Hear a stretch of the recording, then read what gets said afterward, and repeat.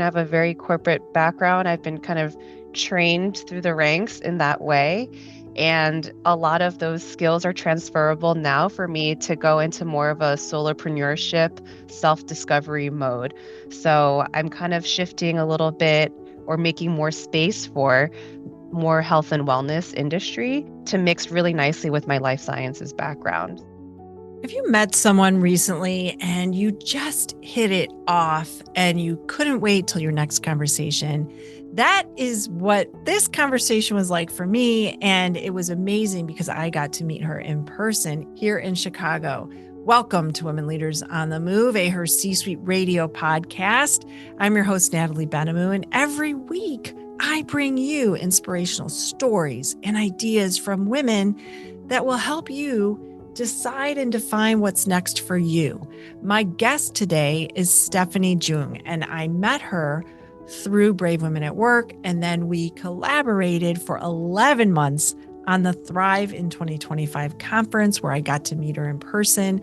Stephanie has an amazing career in healthcare, but she also is the founder of Real Women Within Reach. She has a summit coming up in September, which will be releasing before this podcast comes out. However, I hope that you'll check out all of the links and learn about the amazing things that she's doing for women.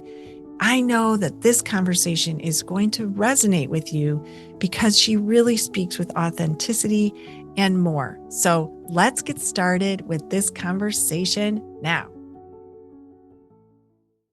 Stephanie, I'm so excited to welcome you to Women Leaders on the Move today. Thanks for being on the show. Woohoo! I'm here. I can't believe we haven't had this conversation yet. What is going on? How is it possible? Thank you so much for making time for me. Oh, this is going to be so great. Listeners, be ready. This conversation is going to cover so many things. And I have had the great honor of getting to know you, but our listeners might just be hearing about you for the first time. So I'd love for you to talk a little bit about this moment of leading up to our conversation today. Sure. Yeah, I think I am a really great example of a mix between corporate leader. I have a very corporate background. I've been kind of trained through the ranks in that way. And a lot of those skills are transferable now for me to go into more of a solopreneurship, self-discovery mode. So I'm kind of shifting a little bit or making more space for more health and wellness industry to mix really nicely with my life sciences background. So this is a very special moment for us to be talking. Well, it's transformational, which I think a lot of women listening are going through those moments of deciding what is my possibilities. And you are creating what I like to say is a portfolio career. You're making a mosaic of things that are meaningful for you. And we first met through a very big conference that we finished this summer. Yeah, that's right. Finally in person we met. Yes, we finally met. We have been working for 11 months on that conference. And to meet you in person was such a joy. And I love that there was multi-generational because I got to meet your mother-in-law who's been on this show. That's right. She's in Power of What's Next, our book that we just launched, and amazing. So Cindy Wolfsburg, shout out to you. And we met through Hope Mueller and Jen Pastikas, also shout outs. I really loved seeing you in action at the conference because you had all these complex systems of making sure everything was going. And I was like, wait, what? And I mean, you just brought so much energy and positivity to what you do. So how do you get inspiration for that, both in what you're doing at work and then also the other side of things? Thrive in 2025, the big conference and my biggest event for this year for sure, all in the spirit of bringing women together. And I think what gives me really a lot of energy to go through the complicated structures and put on this production, all of the 11 months of planning, like you mentioned. Just a few. Just a few months of planning is knowing that what I'm doing is really impactful on an individual level, right? We had over 60 women there, and coordinating people is not an easy thing to do. And we also wanted to provide this massively curated, personalized, high touch experience. And guess what? It's people behind that high touch experience, right? It was. But that's what I do in my day job, right? I work in operations. That's kind of my upbringing, and I move big teams, right? I move big teams in the same direction so that we show up in a uniformed way. And what I really looked forward to was showing women that when they come together, it can actually be quite simple. There's a lot of power within that community where you don't have to over explain yourself. You don't have to over justify yourself. Like you and I coming together and hugging and embracing, it's like, oh yeah, this feels right. This feels comfortable, familiar, and we can just talk about the things that we want to talk about and not overexert, I would say, in areas that are simply like coming from the defensive or coming from some kind of like need for justification or validation. So it was just a really nice opportunity to bring people together to like disarm a little bit, shed a little bit of those layers of masking, and to just be yourself for 2.5, 3 days. And I know everybody left transformed in some way, shape, or form. Myself too, even working the event. I want to just hone in on something, one of your superpowers, because I want listeners to understand the magnitude of what you did, because it was a huge lift behind the scenes and it sets up for all the things that you're doing going forward, which we'll talk about as well. But for our listeners, we had 18 speakers. 18. You were one of them. I was one of them. Ah! You were one of them. I loved it.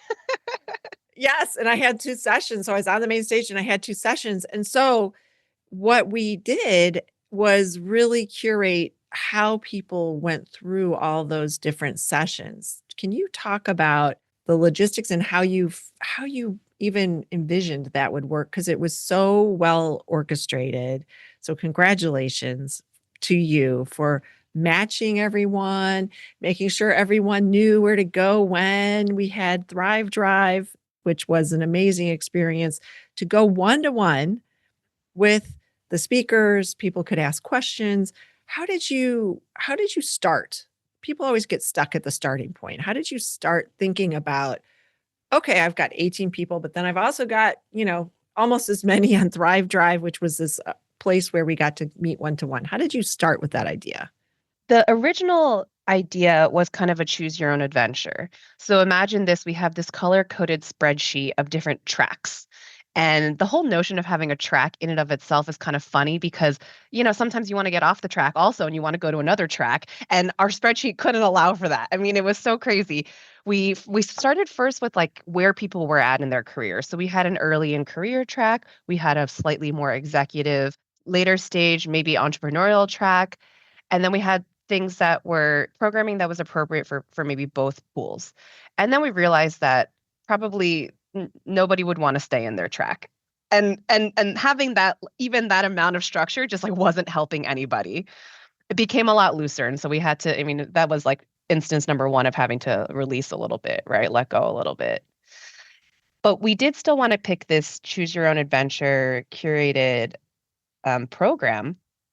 So in the morning times, we had group open sessions. Everybody was in the same room together. I mean, that was just so powerful. The main stage, like you were talking about, right? Everybody's feeling the same thing, hearing the same message, and sharing their reactions. And we left room for dialogue afterwards, so you could comment and build and disagree or debate or raise new perspectives in a big open forum.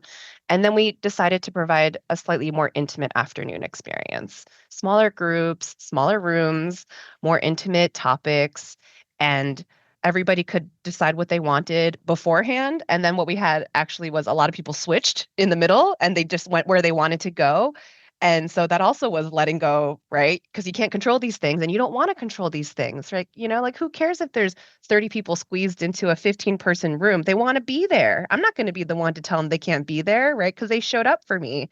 So I really wanted to find a way for, me and the rest of the ops team, and it's a really big team here too. Shout out to Jackie Satera, Hope Mueller, right, from operations.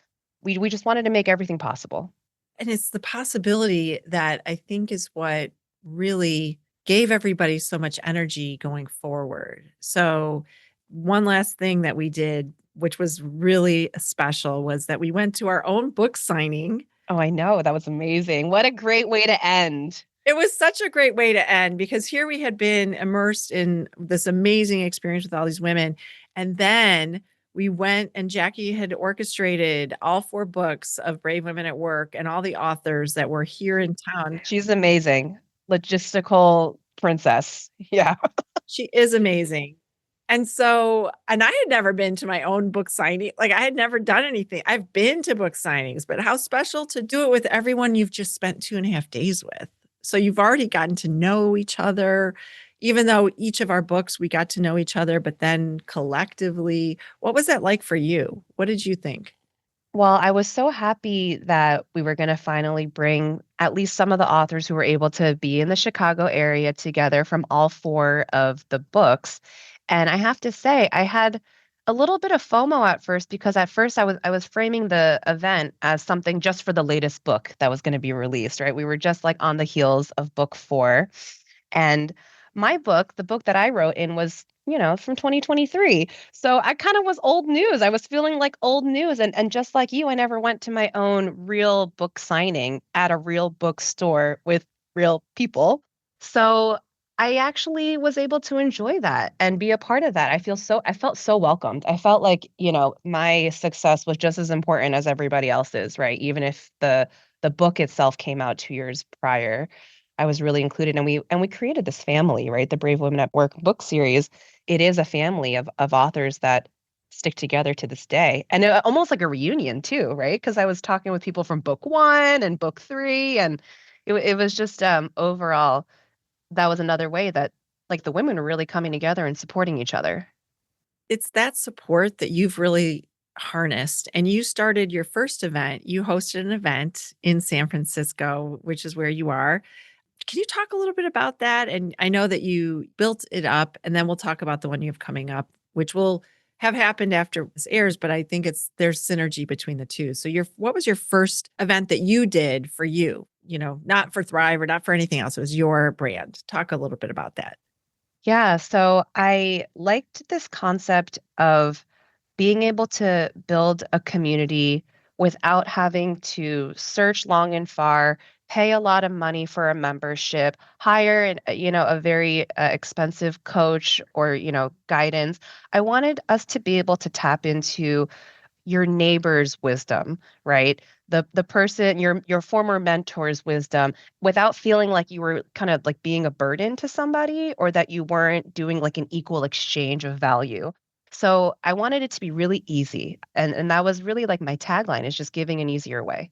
It doesn't have to be so complicated. So this whole concept of real women within reach is that everything that you desire or everything that you want to learn about yourself or to gain in knowledge is really within reach. So I wanted a hyper local event.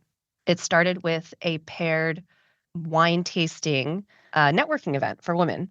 So I had 21 women come and we met at a wine bar, and there were 3 rounds of one-to-one networking. Not too different from Thrive Drive actually, except I did the matchmaking, which was also fun, behind the scenes and thinking about what I knew of each woman who signed up for this event, what they were trying to get out of that time away from the hubbub and the noise of the outside, and to really show up for somebody else.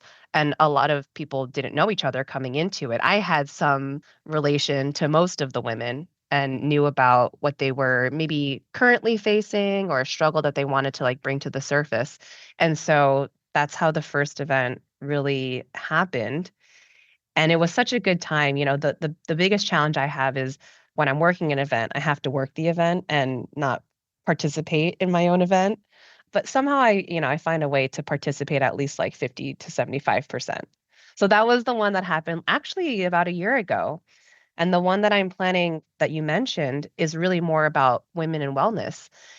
And it's amazing how much even my priorities have changed in the last calendar year, because that first one was about how can we professionally help each other? How can we talk about the things that are really plaguing us? How hard it is to be a woman in the workforce, in the modern workforce today, right? All of the stigmas and the challenges that we face, especially in corporate. And now the theme for my next event, which is really more of like a 1-day retreat, it's going to be about yoga and movement and meditation and reflection and rooting down and actually slowing down, pausing so that you can actually like build a foundation and rise up from there, especially during, the fall winter months where there's a lot of like end of year anxiety, go, go, go. How do I help people that I know and care about protect themselves from that and give them permission, the permission that they're looking for to really just stop? So, complete maybe 180 from the prior year where I was like, let's go, let's accelerate, let's do more. How do we take on more responsibility and rise? Now I'm like, oof, I think in 2025 people are really tired. We gotta just allow ourselves to admit that we're tired and slow down. It makes me think of Janet Winkler, who was one of our sponsors at Thrive, and she's also an author in Power of What's Next. And she talks about subtraction, and that's really what you are talking about here, about how we really do need to make those pauses and subtract the things that are no longer lifting us up and are really weighing us down. What are some of those things for you? What are some things that you're subtracting out? The most obvious one is this need for my next promotion.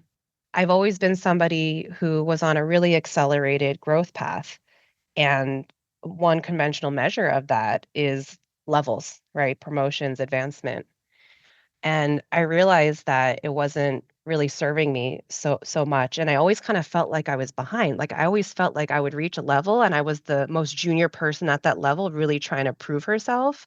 And sometimes it doesn't feel good to have the biggest like gap in learning and knowledge and have to like really overcome that, right? It can be like heroic, it can be seen as something like really ambitious and motivating and inspiring, but frankly I was just like tired and maybe a little burnt out, right?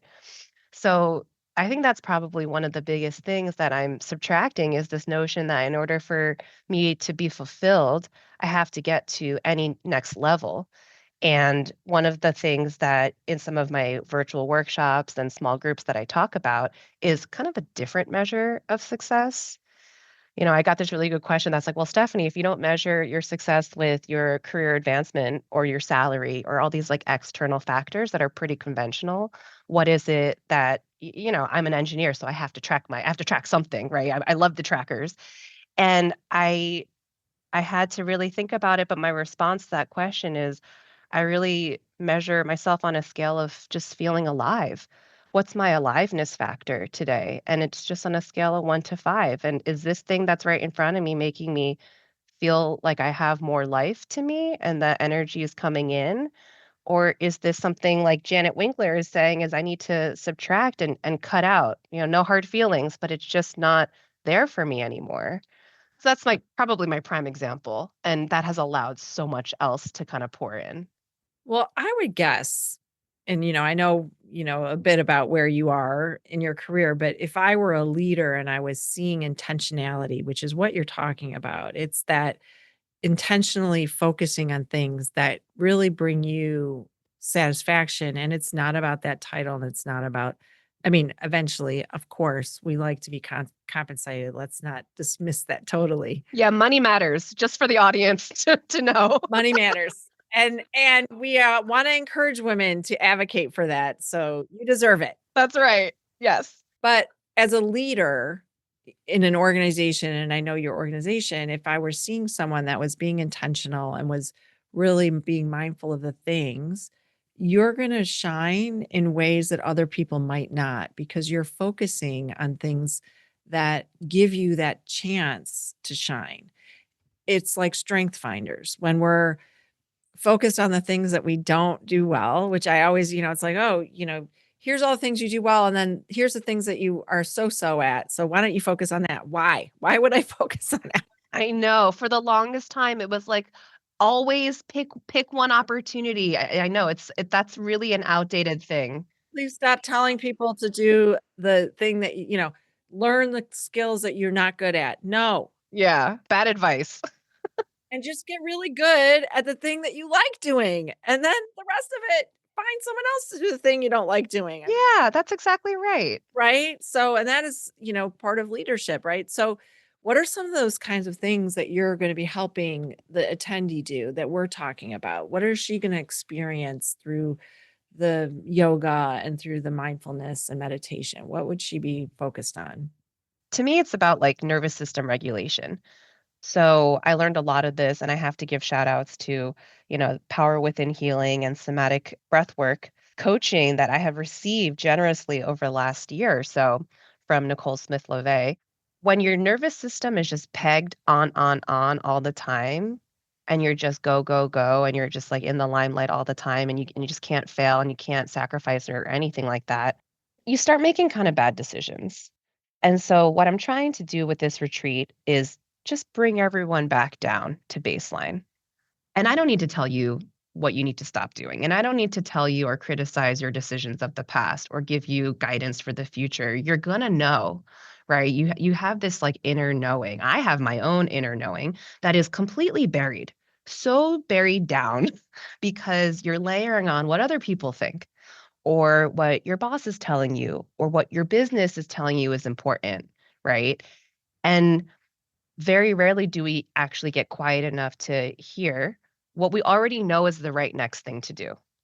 And so my hope is that everybody that is in my community can benefit from knowing what's the right next thing, whatever it is for them, big or small, and to continue to practice like tapping into that.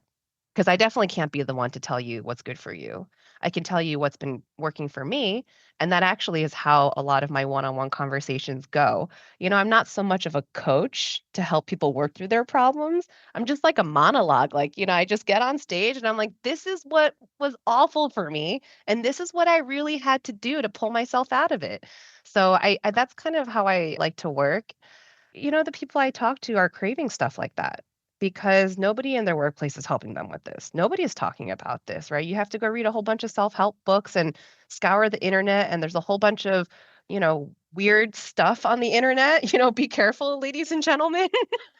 So you need to go to somebody you trust, and you need to go to somebody who maybe has the experience of working in a corporate environment for their entire careers and navigating through something of her own.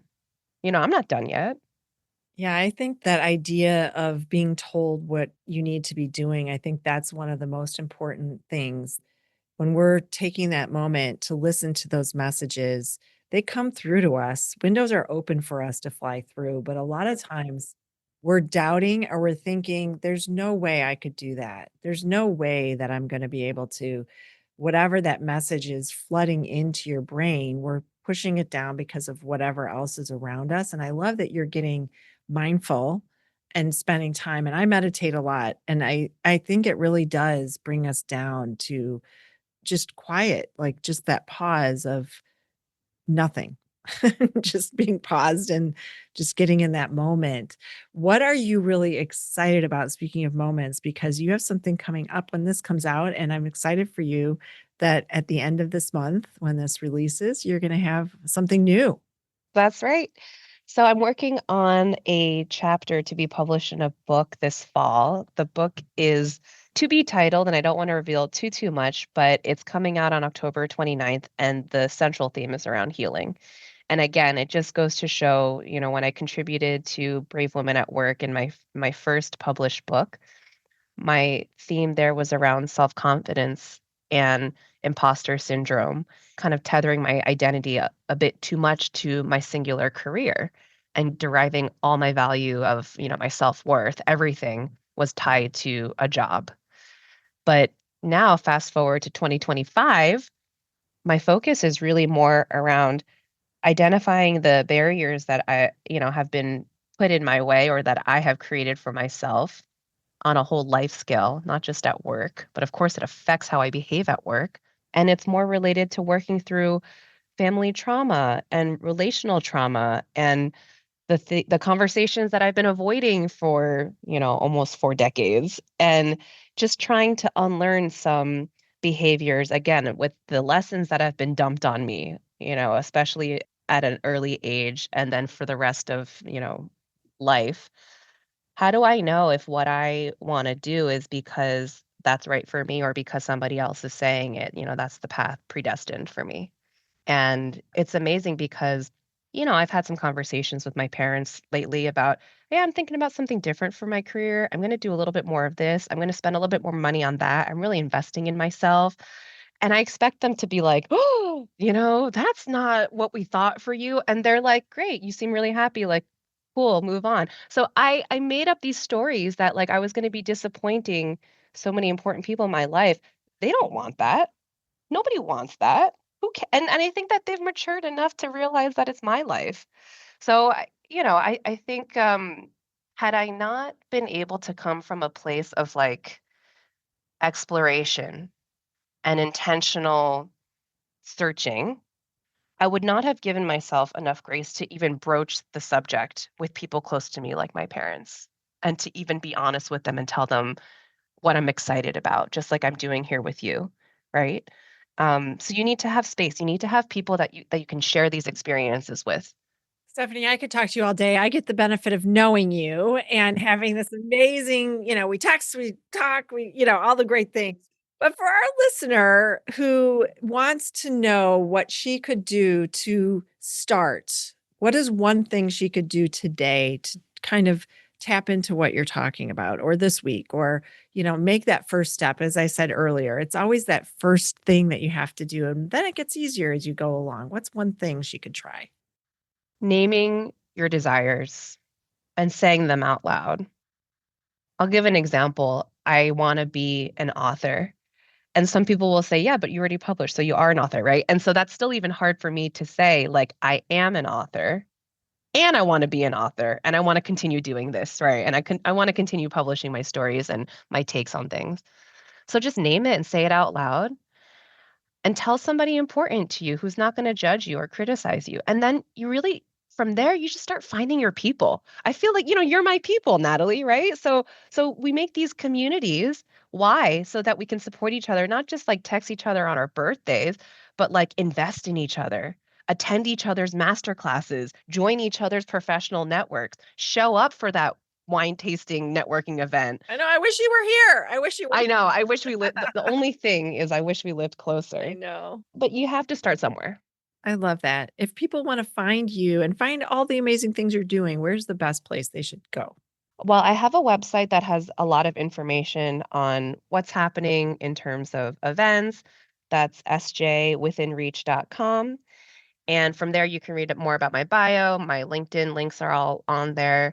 And I do a monthly newsletter that I find pretty entertaining, and hopefully other people do too. So subscribe to my newsletter and you'll never miss out on kind of what's happening with me and how to get in touch with me. I just want to put a plug for your newsletter because it created such a buzz with our little group. We were all like, how did you do this? I want to do this. Stephanie, this is amazing. So sign up for her newsletter. Yeah, and I told you the newsletter takes me at least 4 hours every time, It totally shows. and I love it. It's creating, right? It's creating. It's beautiful. I am so glad we had the conversation today. Thank you so much for being on the show. I loved it. Thanks so much. This was super fun. Thank you for spending your time with us today. I know you got a lot out of this conversation and walked away feeling inspired.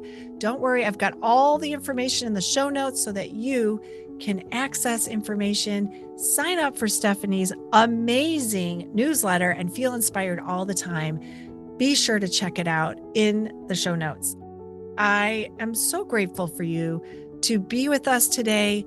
If you would share this interview with a friend or colleague and rate or review the show, it's how people find us. Keep shining your light bright. The world needs you.